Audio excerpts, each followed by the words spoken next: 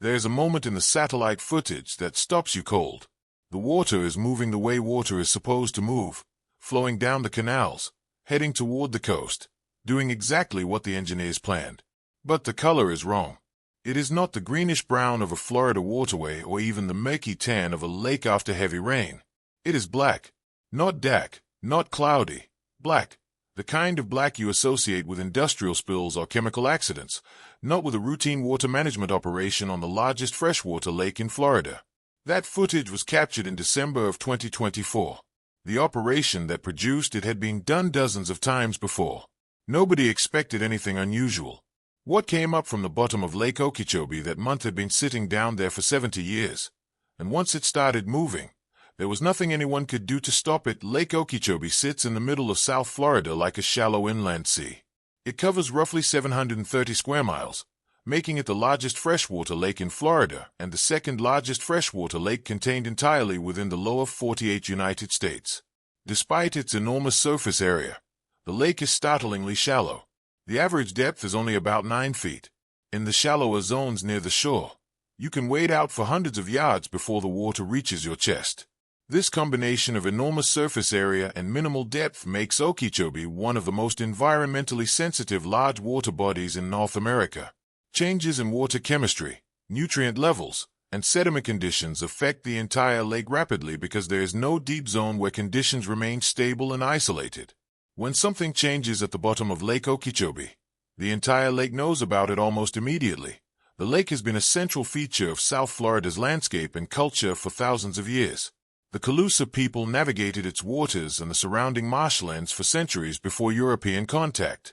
The Seminole called it Okeechobee, a word from their language meaning big water, and the name captured something essential about the place. It was not just a lake. It was a geographic anchor, the source that fed the slow-moving sheet of water that flowed south through the Everglades toward Florida Bay. The entire southern half of the Florida Peninsula functioned as a single interconnected water system, and Okeechobee was the heart of it. That natural system was fundamentally altered in the decades following a catastrophic hurricane in 1928. On September 16th of that year, a powerful hurricane made landfall near Palm Beach carrying sustained winds of roughly 145 miles per hour directly across Lake Okeechobee. The lake had no containment infrastructure at the time. Its shores were surrounded by low-lying agricultural land where thousands of workers, many of them black migrant laborers who harvested beans, sugarcane, and winter vegetables in the rich soil south of the lake, lived in small communities with no protection from rising water. When the hurricane's winds drove the lake's water against the southern shoreline, the natural earthen banks gave way. A wall of water swept across the farmland. The official death toll reached 2,500 people, though historians and researchers believe the true number was considerably higher, possibly exceeding 3,000, because many of the victims were agricultural workers whose deaths were never formally documented. It was one of the deadliest natural disasters in American history, and it prompted an immediate federal response. The Army Corps of Engineers began construction on what would eventually become the Herbert Hoover Dike, a 143-mile earthen levee that completely encircles Lake Okeechobee. The project was completed in stages over several decades. By the time the work was finished, the lake had been transformed from a natural body of water connected to the surrounding landscape into a managed reservoir completely contained within engineered walls. Water could no longer escape naturally over the banks during storms. It could only leave through controlled outlets, canals, and spillways operated by the Army Corps of Engineers according to detailed management plans. The humanitarian logic of the project was sound. The 1928 disaster had demonstrated what an uncontained Okeechobee could do to the surrounding population. Containing it seemed like the obvious solution. What the engineers could not fully anticipate was how containment would change the lake's relationship with the land around it. Before the dike, Okeechobee had functioned as part of a flowing system.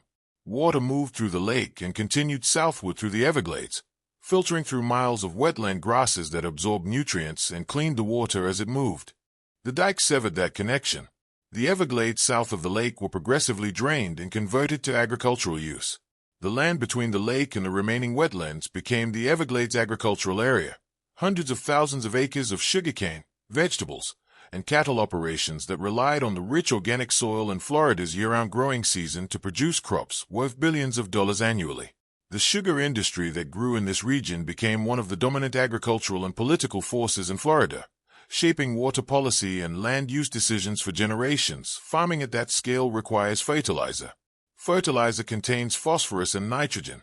For decades, the water that drained of those agricultural fields flowed into Lake Okeechobee, carrying the chemical signature of intensive farming. Phosphorus is essential for plant growth in controlled quantities, but in aquatic systems, excess phosphorus acts as a powerful fuel for algae. It disrupts the natural balance of aquatic ecosystems and, over time, accumulates in the sediments at the bottom of a lake. Because Okeechobee is so shallow, it functions almost like a giant settling pond. Particles carrying phosphorus and organic material sink slowly to the bottom and stay there.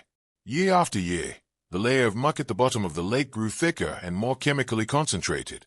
Researchers studying the lake's sediments by the 1990s were already documenting what they described as a reservoir of legacy phosphorus, decades of accumulated agricultural runoff stored in the bottom mud, potentially available for release if the right conditions came along. The management challenge those researchers were warning about became the central crisis of Lake Okeechobee governance over the following decades.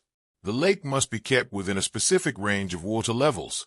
When the lake is too high, the Herbert Hoover Dike faces structural stress, and the Army Corps must release water to protect the aging levee from potential failure. When those releases are necessary, engineers have essentially two directions available. Water can go east through the St. Lucie Canal toward the Atlantic coast, or west through the Caloosahatchee River toward the Gulf of Mexico. Neither direction is ecologically neutral. The St. Lucie Canal empties into the Indian River Lagoon, a long barrier island estuary on Florida's east coast that supports an extraordinary diversity of marine life including manatees, dolphins, sea turtles, and thousands of fish and bird species. The lagoon is a brackish system that depends on a careful balance of salt and fresh water, and massive pulses of fresh water from Okeechobee disrupt that balance severely. Waste, the nutrient-rich water from the lake fertilizes explosive algal blooms, including toxic cyanobacteria that produce compounds harmful to humans and animals. The 2016 algal bloom event that followed major Okeechobee releases turned waterways on Florida's Treasure Coast into a green and black slime and prompted a state of emergency declaration from the governor. Property values dropped. Tourism revenue collapsed. The cleanup took years. Releases toward the west carry similarly destructive potential. The Caloosahatchee empties into San Carlos Bay near Fort Myers and the waters around Sonnabel and Captiva Islands, coastal communities that depend heavily on tourism and recreational fishing. Okeechobee releases to the west have repeatedly fueled red tide events, explosive blooms of a marine organism called Carina brevis that produces neurotoxins lethal to fish and irritating to the respiratory systems of people who breathe air near affected beaches. The 2018 red tide event along Florida's Gulf Coast killed enormous quantities of marine life, including fish, manatees, dolphins, and sea turtles, whose bodies washed up on beaches from Naples to Tampa Bay in such quantities that the smell was reportedly detectable miles inland. Lee County alone estimated losses of roughly $184 million from that single event. The pattern had been repeating for years. Every time the lake needed to be lowered, both coasts paid a price. The release operation that began in December of 2024 was authorized under the Lake Okeechobee System Operating Manual, the most recent version of the Army Corps Management Plan for the lake. Water levels had risen above the target range, and a controlled release was ordered to bring the lake back down to acceptable levels and protect the dike during the coming months. The planned reduction was measured in inches, spread over weeks. The rate of release was described as modest by the standards of previous operations. Environmental agencies were notified and coordinated with. Every required procedural step was followed. On paper, this was a routine operation of the kind that had been executed many times before without producing results beyond the expected and by now familiar impacts on water quality downstream. What nobody fully accounted for was the precise condition of the sediments at the bottom of the lake in December of 2024 and how they would respond to the turbulence created by moving large volumes of water through the outflow structures. Moving water creates currents. Those currents disturb the bottom. Under normal circumstances, in a lake with normal sediments, some temporary cloudiness results and settles back down within a short period. But Lake Okeechobee's sediments are not normal. Decades of accumulated phosphorus, nitrogen, organic matter from dead algae, decomposed plant material, and biological waste from the agricultural era had built up a layer of chemically loaded muck of extraordinary concentration. When the December release began and currents formed near the outflow structures, something different happened. The disturbed sediments did not simply cloud the water temporarily. They mobilized in mass quantities, rising into the water column and mixing with the water being directed toward the canals. That sediment-laden water moved downstream. The organic material in it began to decompose rapidly. Decomposition is a biological process that consumes oxygen. When organic matter decomposes in large quantities in a body of water, the oxygen dissolved in that water gets depleted faster than natural processes can replenish it. This condition is called hypoxia when oxygen falls to dangerously low levels, and anoxia when it disappears almost entirely. The water flowing out of Okeechobee in December 2024 became hypoxic within hours of leaving the lake. Fish swimming into those plumes faced suffocation in minutes. There was nothing subtle about what was happening. The decomposing organic material also released tannins into the water as it broke down. Tannins are natural organic compounds produced by decomposing plant matter. They are the same compounds responsible for the dark color of tea or the brownish stain of water flowing through peaty wetlands. In large enough concentrations, they turn water unmistakably dark. The water leaving Lake Okeechobee through both the St. Lucie and Caloosahatchee systems turned brown, and then progressively darker until it was effectively black. Dark enough that when National Oceanic and Atmospheric Administration satellites passed over Florida within 48 hours of the release beginning, the plumes were visible as distinct dark features against the surrounding water. Satellite imagery showed the black water spreading down both river systems simultaneously, branching through the waterways toward both coasts in a pattern that looked less like a natural water flow event and more like something bleeding into the landscape from a central wound. The plumes reached the coastal estuaries within days. Along the Treasure Coast, the St. Lucie River turned visibly dark. Fish kills began quickly, with dead mullet, snook, and baitfish accumulating along the riverbanks. Residents in waterfront neighborhoods reported the smell of decomposition spreading across their communities. Scientists monitoring the Indian River Lagoon, who had spent years documenting the lagoon's slow and difficult recovery from the 2016 algal bloom disaster, watched water quality measurements collapse in real time. Seagrass beds, which are critical habitat structures supporting manatees, juvenile fish of commercially important species, and the overall ecological productivity of the lagoon, were buried under sediment-laden water that blocked the sunlight those plants require for photosynthesis. On the Gulf side, the Caloosahatchee carried the same toxic payload toward the waters around Sonobel and Captiva. Red tide organisms already present at low background levels in Gulf waters received the massive nutrient pulse from Okeechobee's disturbed sediments and responded by blooming rapidly. Dead fish appeared on beaches. Residents and tourists reported the respiratory irritation characteristic of red tide exposure. Water samples collected by environmental scientists from the affected areas revealed phosphorus concentrations that exceeded anything previously recorded during an Okeechobee release event. The legacy sediments from the lake bottom were not just adding slightly elevated nutrients to the water. They were delivering concentrations that overwhelmed the measurement context scientists had built around previous events. Dissolved oxygen in some samples was near zero. The water was, in the clinical language of water quality science, functionally dead. Florida's Department of Environmental Protection issued health advisories for both affected coastlines recommending against water contact. Those advisories were not a temporary precaution while testing was completed. They remained in effect for months.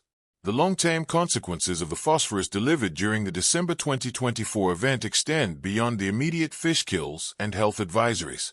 Phosphorus deposited in coastal estuaries does not simply wash away. It enters the sediments of those systems, where it continues to fuel algal growth for years. The Indian River Lagoon had already been struggling with the aftermath of the 2016 bloom for nearly a decade, with seagrass recovery proceeding slowly and manatee mortality running at historically elevated levels. Florida recorded over 1,100 manatee deaths in 2021, the majority attributed to starvation following seagrass die-offs. The 2024 event delivered a new nutrient load into a system that had not finished processing the last one. There is a federal and state program that was specifically designed to address the structural problems that produced the December 2024 disaster. The Comprehensive Everglades Restoration Plan, authorized by Congress in 2000, represents a partnership between federal and state agencies intended to restore more natural water flow patterns through South Florida, reducing the forced discharges to the coasts by creating reservoir systems that can hold excess Okeechobee water and treat it before it is released. The plan involves billions of dollars in infrastructure investment and was supposed to fundamentally change how South Florida's water is managed. More than 2 decades after its authorization, key components of the plan remain incomplete. Reservoirs that were designed to provide alternatives to coastal discharges are still in construction or planning phases. The gap between the old system, which was built for 20th century conditions and 20th century agricultural practices, and the new system, which exists mostly on paper and in partial construction, is where the December 2024 event occurred. The infrastructure that might have handled the situation differently did not yet exist. What makes this situation particularly difficult to resolve is that the problems reinforcing each other cannot be separated. The Herbert Hoover Dike is aging. Portions of the 143-mile levee require ongoing rehabilitation work, and the structure was never designed to last indefinitely. When lake levels rise, the dike faces stress, and releases become a safety necessity that cannot be deferred without risking a catastrophic structural failure.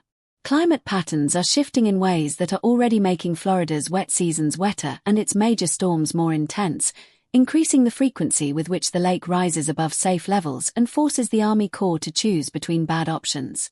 8 million people depend on Okeechobee for their drinking water.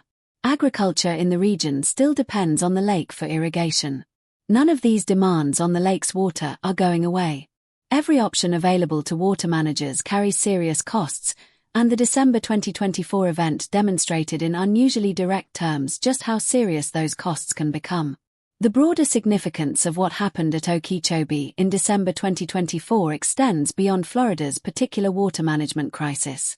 Across the United States, many lakes and reservoirs that have served as recipients of agricultural runoff for decades contain similar accumulations of legacy nutrients in their sediments. The Great Lakes Basin carries the chemical legacy of a century of industrial and agricultural activity across the American Midwest and parts of Canada. Chesapeake Bay has been struggling with nutrient-driven dead zones for decades, the product of agricultural runoff from its vast watershed. The Mississippi River delivers a continuous flow of agricultural nutrients from the American interior to the Gulf of Mexico, sustaining a hypoxic zone in Gulf waters that has persisted for decades and fluctuates in size based on upstream rainfall and farming practices. In each of these systems, the same basic dynamic applies. Decades of nutrient loading have built up concentrations in sediments and waters that cannot be reversed on any practical timeline. Management can minimize disturbance and slow the release of legacy contamination, but it cannot undo what is already in the system. Lake Okeechobee in December 2024 offered an unusually clear and dramatic illustration of what happens when a management action disturbs a system carrying that kind of accumulated burden. A routine operation, carefully planned and executed according to established procedures, produced an environmental event visible from orbit that simultaneously damaged both of Florida's major coastal ecosystems and resulted in health advisories that lasted for months. The satellite footage of black water spreading through Florida's waterways toward both coasts is not just a record of one unusual event. It is an image of what legacy contamination looks like when it finally moves. And the sediments at the bottom of Lake Okeechobee are still there, still carrying 70 years of accumulated agricultural phosphorus, still waiting for the next time the water has to be lowered and the currents disturb the bottom again. The question that Florida and its water managers are now living with is not whether that will happen again. It is how bad the next event will be, and whether the infrastructure needed to handle it differently will exist in time.